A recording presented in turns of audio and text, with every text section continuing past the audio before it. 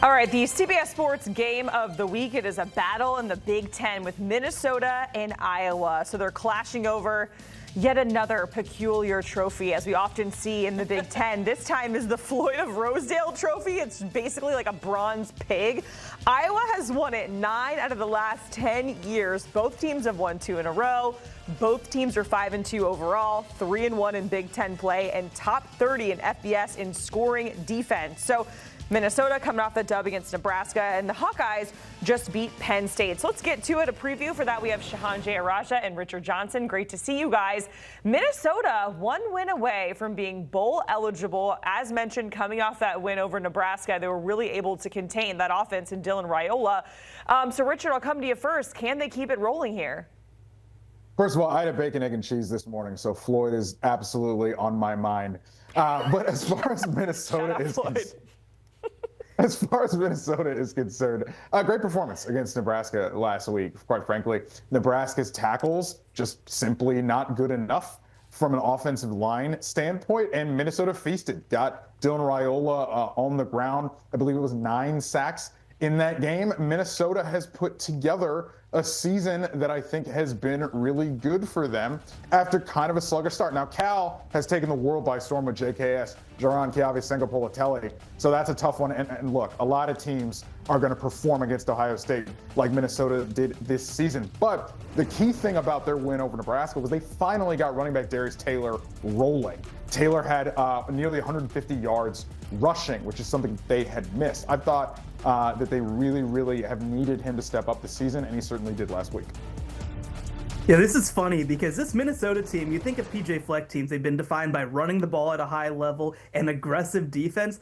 And this really hasn't been the story of Minnesota this year. They've been a little inconsistent on the defensive side of the ball until that last game against Nebraska. And they've leaned heavily on their quarterback, Drake Lindsey, a player that they're very excited about, someone who they think is going to be a long-term starter for them. I believe he's a redshirt freshman this year. So many years left in this Minnesota system, and they've made big plays and created big opportunities for themselves. I think that they're starting to really round into form. That effort against Nebraska, like you mentioned, I think was a huge moment for this defense to hold them to only 6 points. And I think that's going to give them a chance to be very competitive in this game. All right, I want to get to the Minnesota player to watch. And Shehan, for you, it's the Gophers' two-way player. I guess as of late, not really a two-way player if we're looking at it. Yeah, Coy Parrish at safety is a big-time player for this Minnesota defense. Was probably one of the top 5 true freshmen in the country last year. He's only continued it. He doesn't have 5 interceptions like he did last year, but he's been just as impactful. And against this Iowa offense, they're a little tricky, right? They're not necessarily doing a whole lot in the passing game, but they diversify in the run game at a really high level. So this is going to be one of those games where you need your safeties to come down. You're going to need them to play with gap integrity and to potentially play a racer, not just on the back end, but also on the front end. I think that Parrish is up for the challenge, and I think that he's going to have to play a really good game to keep this Iowa offense in check. My player to watch in this game has to be running back Darius Taylor. Just talked about him a little bit earlier. Shehan makes a great point about Minnesota's offense in the few weeks leading up to that Nebraska game, going through Drake Lindsey. The problem with that is if you don't have multiple ways to beat this Iowa defense, you're going to have a really bad time. Darius Taylor has got to be able to take some of the pressure off of Minnesota's passing game, and Minnesota has to have a varied way to beat this Iowa defense, especially using play action to generate explosive plays and go over the top. Darius Taylor, a key for the Gophers. All right, on Iowa's side of things, they just coming off a win beating Penn State. Although beating Penn State doesn't necessarily have the same ring to it as it did last season, even earlier this season.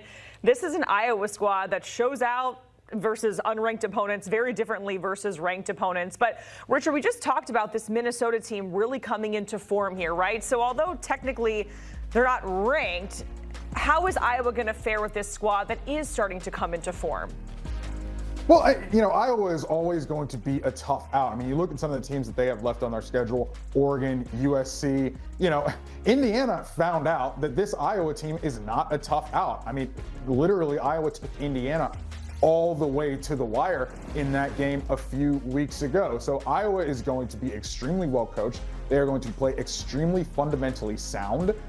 They are not going to beat themselves.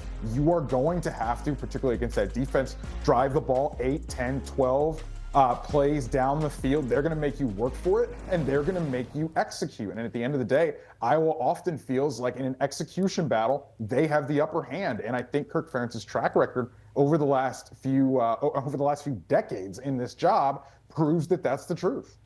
For the Iowa Impact player to watch, Shehan, we're going to the quarterback position for the Hawkeyes. Yeah, I kind of hate picking a quarterback in this kind of spot, but I think the reality is Mark Gronowski is the player who makes this all go. They brought him in from South Dakota State. By the way, I covered him in the 2021 spring FCS national title game. It's crazy he's still playing football. But I think that he has been such a big part of their success. They brought him in to be a passing quarterback, and it's been a little inconsistent from that perspective. But he has added so much with his ability to run and still be a threat with his arm as well. He's second on the team in rushing with 289 yards and 10 touchdowns. A huge impact on this team, keeps the chains moving, makes good decisions. And one guy who I nearly picked, by the way, to be my impact player was wide receiver Reese Vanderzee, who missed the first month of the year. I think that Gronowski and Vanderzee over the last 2 games have started to create the connection that we expected. So I think that Iowa might be more aggressive passing the ball in this game than people may expect. Yeah, Shehan, Gronowski, I think, has been a bit of a disappointment, quite frankly, throwing the ball this season. And that started from week 1. I mean, that started from their season opener against an FCS opponent. But yeah, what he's given them on the ground with 10 rushing touchdowns has been incredible for them. And the dual threat nature of him, I think, is what really makes this Iowa offense go and has kind of kept it afloat. But my impact player's got to be Caden Wetchen.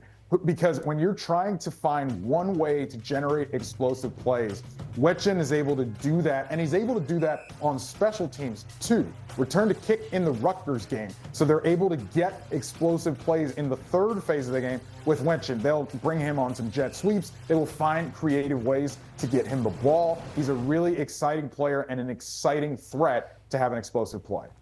All right, it is game prediction time. Iowa, 8.5-point favorites. It's a very Big Ten total, 38 and a hook. Shehan, what do you like? Yeah, I mean, I'll tell you what, it's very Big Ten is the right way to think about this game. But I think this is going to be a close matchup. You look at Iowa over the past couple of weeks. I mean, they are not a team that necessarily puts teams away, picks up 2-score victories. I think that this one's going to be a little closer than that. I definitely like, we're going to be right on the edge of the under in that game. But 8.5 is just too many points against a Minnesota team that it feels like is starting to figure things out. Totals 38.5. Give me it right on the number. Iowa wins this game 21-17, close shave, Big Ten battle, and they go just barely under. Man, every time Richard and I are talking about a Big Ten game, it's like a slab of bacon trophy, this Floyd trophy, all the things. It's all coming full circle, Richard. Shehan, Richard, we appreciate it previewing our CBS Sports Game of the Week. And by the way, make sure you check out the CBS Sports College Football YouTube channel. You can subscribe right now by scanning that QR code on your screen.